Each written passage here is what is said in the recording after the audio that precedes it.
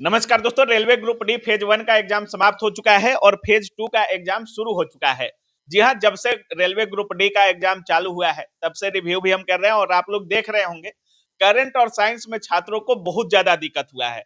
सारी चीजों पर बात करेंगे, जिनका एग्जाम अभी बाकी है वो लोग भी इस वीडियो को ध्यान से देखेंगे।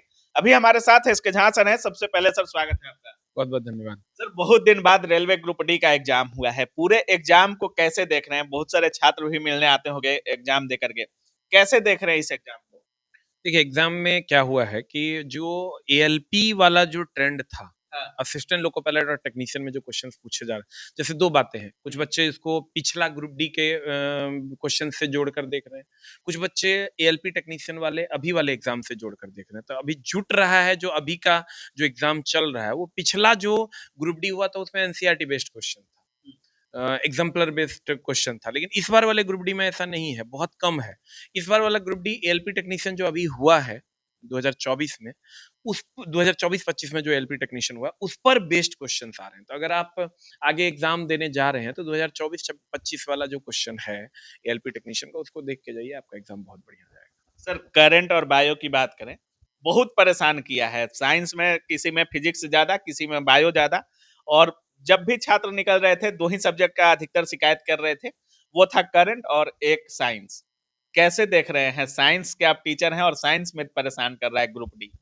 देखिए ग्रुप डी में क्या हो रहा है कि जैसे कुछ कुछ क्वेश्चंस, तो दो तीन क्वेश्चंस ऐसे हैं, आए हैं साइंस में जो बच्चों को बनाने में दिक्कत हुआ है। बाकी क्वेश्चंस नॉर्मल हैं।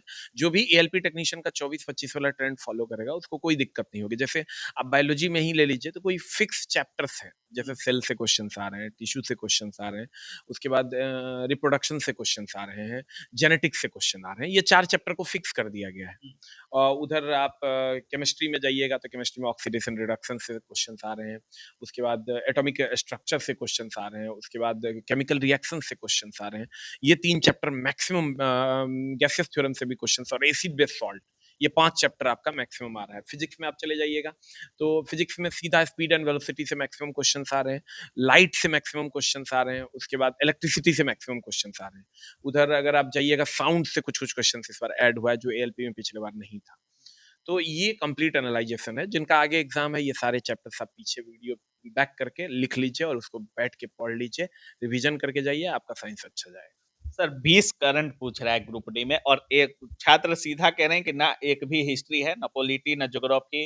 मतलब आर्ट्स सेक्शन से कोई सवाल नहीं पूछा जा रहा है। पूरा सवाल करंट अफेयर का 20-22 क्वेश्चन डाल दिया जा रहा है। किसी में छात्र 15 बोल रहे हैं, किसी में 20, किसी में 22। ऐसे करंट अफेयर का लेवल बढ़ गया है। कैसे देख रहे हैं? क्या आर्ट्स पूछना चाहिए था या करंट ही ठीक है? देखिए 2 बातें हैं। पहले तो सिलेबस में क्लियर कर देना चाहिए था कि हम आर्ट्स नहीं पूछेंगे। उसके बाद सीधा अब बच्चे ये सोच के गए थे कि 25 नंबर का 20 नंबर का अगर इधर आना है, तो 20 नंबर मान लीजिए 12 को आर्ट्स रहेगा, 8 को करंट रहेगा, जैसा हरदम होता था। लेकिन इस बार सबका सब टोटल का टोटल करंट अफेयर्स पूछ दिया। तो पूछ दिया तो उसके लिए घबराने की ज़रूरत नहीं है। आगे ये पहली बार नहीं हुआ है। एएलपी टेक्नीशियन में भी 10 नंबर का अगर जनरल अवेयरनेस था, तो उसमें आर्ट्स पूछा ही नहीं गया, सिर्फ करंट अफेयर्स पूछा गया। तो हम बच्चों को हमेशा ये सजेस्ट करते हैं, जो भी ऑफलाइन में बच्चे जुड़े हुए हैं, उनको ऑनलाइन में भी हम यही कहेंगे आपको कि आप आर्ट्स पेपर पे थोड़ा कम ध्यान देते हुए एकदम करंट अफेयर्स को धर के रगड़ दीजिए। आप जिनका आगे एग्जाम है, कोई भी पत्रिका आप ले लीजिए जो 1 साल का करंट अफेयर्स ही मेनली पूछ रहा है।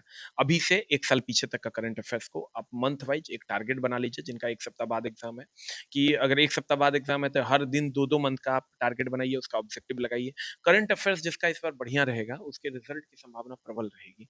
क्योंकि करंट अफेयर्स इस बार डिसाइडिंग फैक्टर होगा, तो आप थोड़ा-सा मतलब उसको करंट लेके अफेयर रिजल्ट में प्रभाव डाल सकते अब आगे डाल सकता है। हैं? पीछे की तो बात, चूँकि पीछे किसी ने करंट अफेयर्स नहीं पढ़ा था, और ये जो एग्ज़ाम अभी हो रहा है, ये उसी हिसाब से हो रहा है कि पिछला एग्ज़ाम अगला को इफ़ेक्ट नहीं करेगा, अगला एग्ज़ाम पिछला को इफ़ेक्ट नहीं करेगा।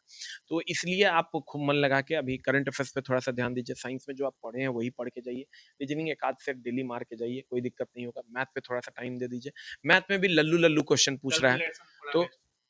कोनो-कोनो क्वेश्चन में कैलकुलेशन है, तो आप शुरू का हर चैप्टर से 20-25 क्वेश्चन बना लीजिए।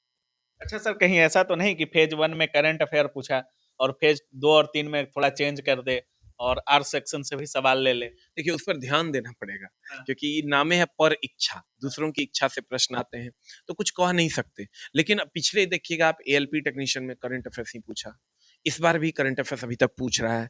आगे भी लगभग चांस है करंट अफेयर्स का, लेकिन थोड़ा-सा आँख और कान दोनों खुले रखना है कि आगे क्या हो रहा है। सर जो ग्रुप होगा सेकंड फेज़ में, पहले दूसरे दिन वही रेगुलर रिपीट होगा सेकंड फेज़ में। फिर थर्ड फेज़ में जो होगा पहले दूसरे दिन वही रिपीट रहेगा। सर ग्रुप डी में 1,08,00,000 लड़कों ने आवेदन भरा है, लेकिन जब भी हम सेंटर पर जाते हैं 1-2 ऐसे मिल जाते हैं जिसका कोई हिसाब ही नहीं। लगभग 10, 12, 15 लोगों का हम लोग रिव्यू करते हैं।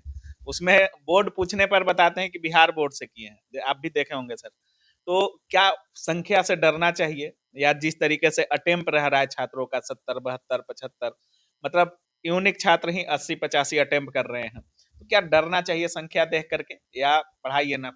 देखिए, आप तो बहुत सारे बच्चे अभी पटना में रह रहे हैं, पिताजी से पैसा लेते हैं हर महीना 5 से 6,000, उनको सोडियम का एटॉमिक नंबर नहीं पता है, लेकिन वो पटना में रह रहे हैं, परीक्षा दे रहे हैं। आप एकदम नहीं डरिए, आप विश्वास कीजिए, हम हमेशा बच्चों को ये कहते हैं कि वैकेंसी जितनी है, उससे कम बच्चे तैयार हैं। इसीलिए आप हमेशा ये दिमाग में एडजस्ट रखिए कि आपका होबे करेगा। खाली आप जो पढ़े हैं ना, उसको आप बार-बार रिवीजन करके जाइए। कोशिश कीजिए कंप्यूटर बेस्ड टेस्ट, कंप्यूटर पर 10 वो टेस्ट कम से कम मार के जाएँ। अगर आप कहीं पर भी अगल-बगल में, मेरे यहाँ तो हम अपने मतलब यहाँ ऑनलाइन टेस्ट में? ऑनलाइन टेस्ट मार के जाएँ। हमारे यहाँ अगल-बगल में मैं तो अपने यहाँ लगभग 800 कंप्यूटर लगाए हुए हूँ। लेकिन आप अगर मेरे पास नहीं है, कहीं अगल-बगल में है, तो आप कहीं भी साइबर कैफ़े में जाके आप ऑनलाइन 10 गो टेस्ट मार लीजिए। किसी का कुछ मत सुनिए, आप ही का होगा ये मान के आप एग्ज़ाम दीजिए, आपका हो जाएगा। बहुत बहुत धन्यवाद sir. Thank you very much.